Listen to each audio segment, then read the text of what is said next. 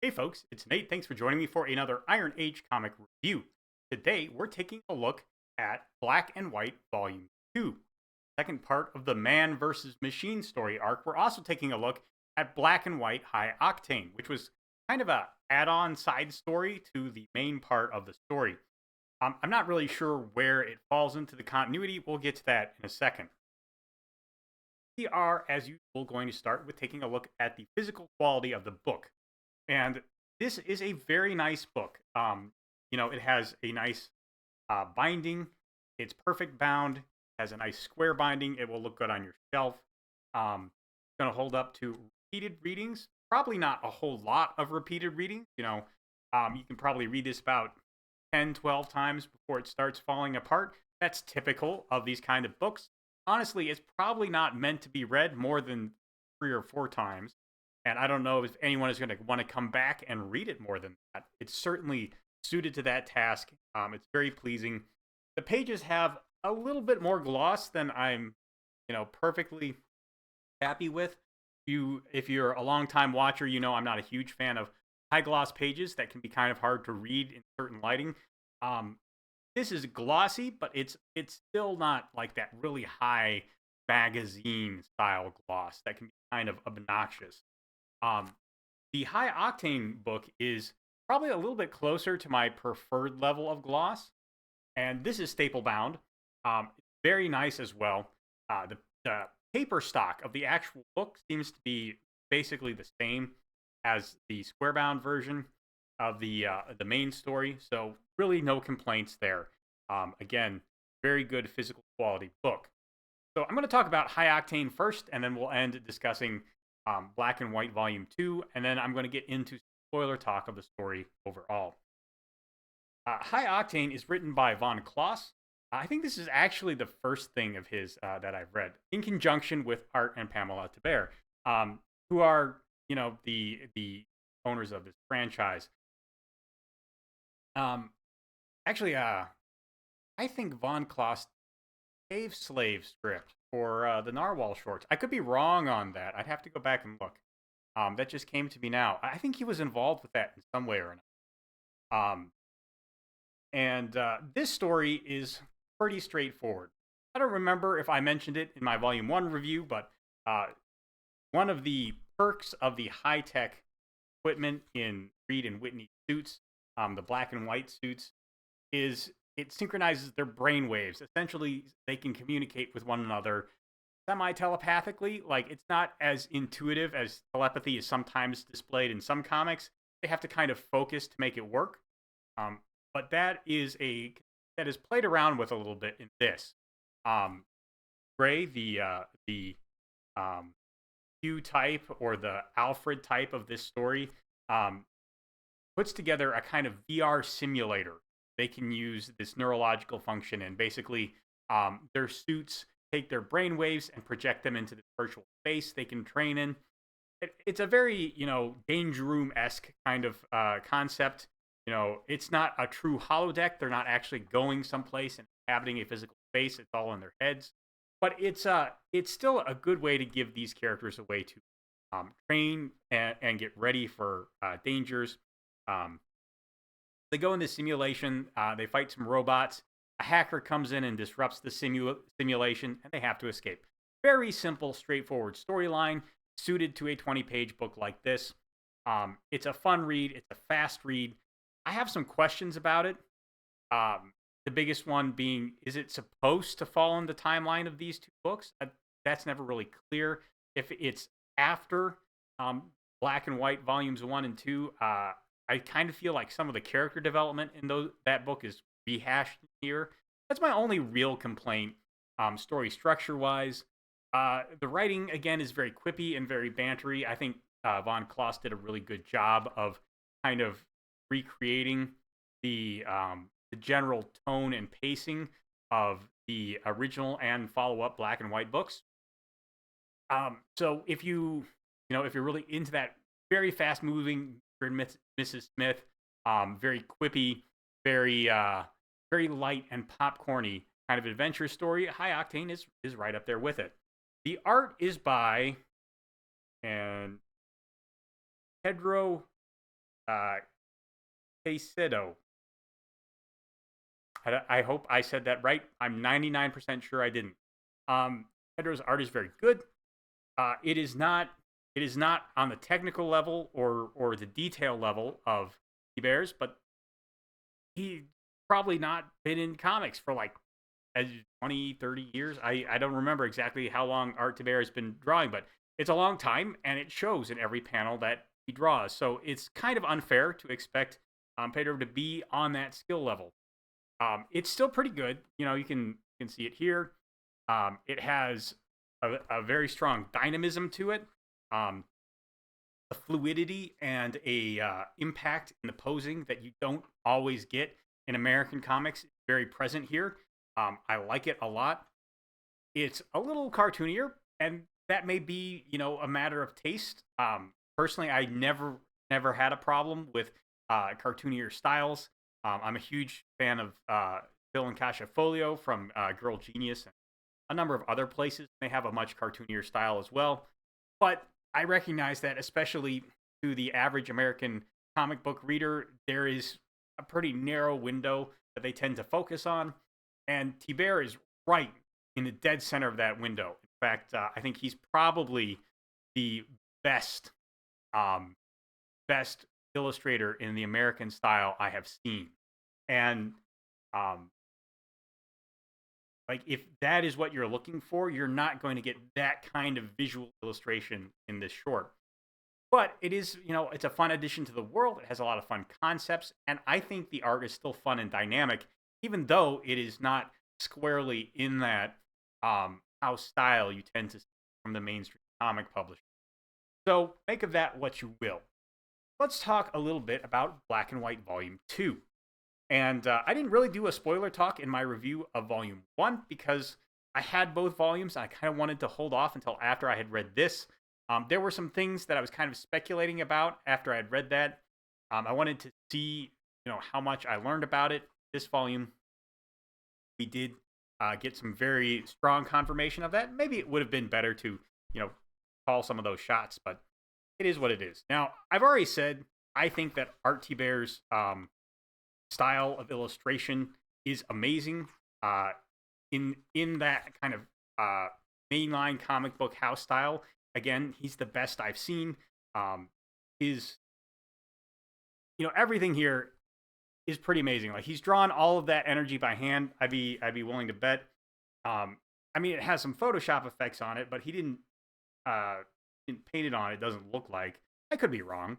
I'm not an expert on these kind of things, but it's really pleasing to the eye. It has great composition. It has great flow. Again, if you look at this page, the energy kind of leads your eye down the page. Read here, and then Read kind of like breaks into this panel, which naturally draws you down. It's really pleasing the way he lays out pages. He draws characters with amazing visual fidelity, and yet still a sense of fluidity that is a little more natural than I'm used to seeing in a lot of American comic books, which have always struck me just a bit stiff. The design of the robots and the other, for lack of a better term, machines is interesting as well. Like, look at this airplane. That's not how you would normally see an airplane draw. And you know what? Maybe a model was used for that to give the base outlines and the perspective and foreshortening. But a lot of the visuals there, like, it doesn't really have, traditional wings. It has these things down there that look like jet intakes, and it has that weird window layout. It's very striking and yet understated. It's different yet the same. I can tell what I'm looking at, but it still feels very imaginative and creative. Same with the robots. If you just... Oh, this one doesn't... only has a small robot on the front page. Let's see. The robots, again, they're kind of familiar and they're kind of different. A lot of these robots have like this cyclopean look. They have like one big lens in the middle of their heads. This huge power suit type robot has that big window instead of like a cockpit or cameras or something like that. Again, you can easily tell what you're looking at, but it's just a bit different enough The lines are straightforward and easy to understand. There's details that kind of grab you and make you think, okay, that's an interesting design decision. Maybe I just geek out about these things because I like to draw myself, but I really did enjoy reading this. And beyond that, I actually feel like there is a slight evolution in style between volumes 1 and 2. I felt like there's a little more cross hatching, especially to add depth as opposed to just indicate shadow in this book. Maybe that was my imagination. I went back and I looked at volume 1 after I finished this book, and I was like, I do feel like there is a bit more hatching and cross hatching going on, a little bit more texture, a more lived in feel almost to the art. I'm talking a lot about this because after reading these 2 volumes, I've never been the hugest fan of that house style that you see in the big 2, and Art Thibert has taken it and made it his own. And this is really surprising to me because, as I mentioned in my review of Volume 1, the first thing I read from him was Chronomechanics, which has a bit more of a cartoony style. Um, his characters in that were very expressive, and I enjoyed them a lot. And I wasn't sure so if I was going to enjoy something in this kind of house style as much. But I also feel like I've been doing a disservice to Art's work in this because I keep referring to it as a house style, and it's clearly not. If everything from a mainline comics publisher was in this style, I would probably enjoy it more than a lot of the other stuff I've read. Um, Thibert's style is an amazing blend of realism, imagination, and expression. And I have really enjoyed reading it here. I think the only other person I've seen who approaches this is Matthew Weldon. And even he, I always kind of have a critique of his art that it feels a little stiff. I don't know if it's the level of ink he puts on the page or what, but I don't find that slight uncanniness that I sometimes find in his work with Thibert's work. Um, a lot of that is probably experience. Art Thibert has just been drawing a lot longer. He's been thinking about the acting and the posing and the expression and the dynamism and the layout a lot longer, and so it's more natural to him. And even in his case, there are occasional things. This page in particular, um, I kind of earmarked out because it strikes me as oddly composed. We have this big punch here coming down. It hits here, and then Whitney is kind of just jumping back. Um, if I had been editing this and I had seen this in thumbnails, I would have said, uh, push her more towards the edge of the page, so it looks like she's flying away from the point of impact, to give the page more unified lines. It's a small thing. This is still a well laid out and well illustrated page, but that tweak I think would have made the page feel more natural, given it stronger composition. It's also literally the only art critique I could find in the entirety of these 2 books. That's pretty good. That's pretty good. So yeah, visually, these 2 books are quite amazing. I enjoyed reading them a great deal. Let's talk about the story, and I really shouldn't put this aside yet. The story is pretty much a direct follow up from Volume 1, which is what you would expect from the end of Volume 1. It is left on a bit of a cliffhanger. Whitney and Reed are still trying to chase down the elusive JC, Jack Chang, who is given them the slip and is on his way to starting revolutions the world over.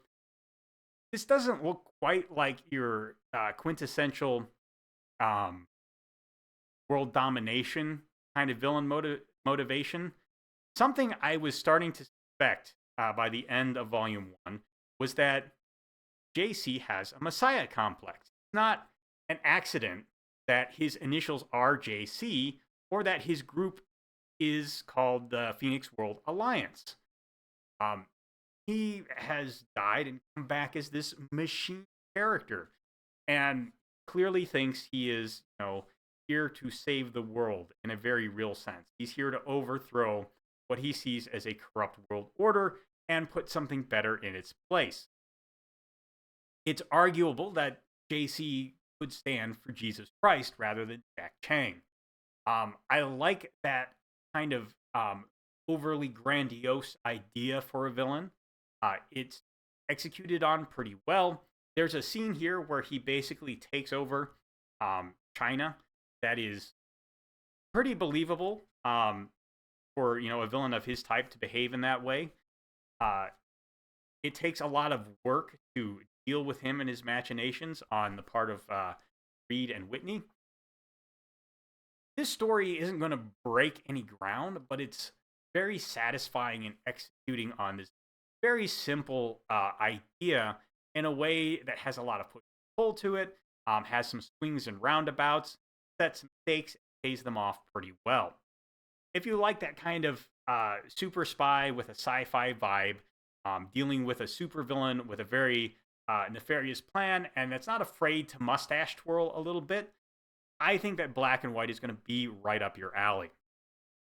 I recommend it to pretty much anyone who enjoys comics for their action element or for their artistic element. Some people just collect books because of how good they look. And this book looks really, really good.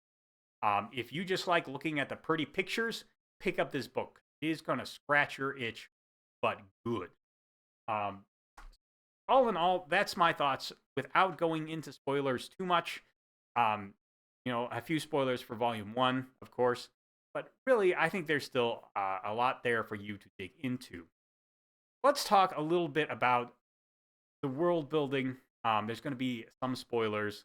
I think maybe I haven't too much written down too much here, but there are some things that were not initially clear to me that I had a better idea of by the end of Volume 1 that I think I could have used earlier. One of them is the fact that we are not in communist China. We are in New China at the beginning of the story and through the entirety of the story. It's not even clear there was a communist China in the history of Reed's world. And New China could have easily replaced the dynastic China that existed early 20th century. I was confused in the early parts of the story. We see both JC and his bodyguards' weapons on them a lot. And that's not a thing that, really happens a whole lot in communist China. If you're not in the government, don't get the guns. I'm sure there are exceptions, but yeah, a lot less these days, especially. I was thinking of a story that I've heard, probably not YouTube friendly. Anyways, this isn't really about the history of China. I would have liked to kind of understand that I was coming into a world with a somewhat different modern day layout. My assumption was that this was basically like the world as we know it, except with some advanced technology. That's really not the case. My first actual indication of that was a mention of Irania, which sounds an awful lot like Iran, but is, a slightly different name. And then I'm like, okay, so is this a Marvel's type world where there's the countries we know, and then a bunch of countries we've never heard of? And it didn't really become clear until in Volume 2, when we were introduced to the president of New China, that we weren't in the Chinese, communist country that currently exists in the Middle Kingdom. So, yeah, I don't know if there's a opportunity to nicely signpost that, but it's the little things like that and the existence of a Maltese mental hospital, which, as I mentioned in my previous video, really threw me for a loop in the first volume, that I would have liked to understand a little bit clearer earlier in the story, just so I wasn't distracted by the dissonance between this world and our world. I guess that it can be hard to really signpost all of those things, especially in a format that is as condensed as comics are. But there were a lot of little things I could have used knowing. Other things, So JC was after, of course, the supply of otherworldly ore under the Sung Brewery, which is a source of nearly infinite clean power. Very interesting. After JC is defeated, like he had a ton of it on these planes, and I don't know if that was all of it. I don't know if how he extracted all of it that quickly, if it was. Um, the whole thread of that ore just sort of seems to be dropped after JC is defeated. Could have used a little more wrap up for that. But those are really my big issues with the way the story is told. Or excuse me, the way the story is structured. This volume also has the issue the previous volume had. A lot of the dialogue is quippy. Your mileage may vary on that. It's not as quippy as volume 1. This is a higher stakes part of the story. And the characters seem to be suitably subdued by that, which is not to say they are actually subdued, but they do tone it down a little bit. They're a little more serious. There's some good character evolution in here, and the way the characters speak is an expression of that. So all in all, I think the way the story is told is pretty good for its genre, and it does a good job of bringing you through a character arc for each of these characters that checks out with what we're given, but doesn't delve too deeply into the characters themselves. Your mileage is going to vary on that as well.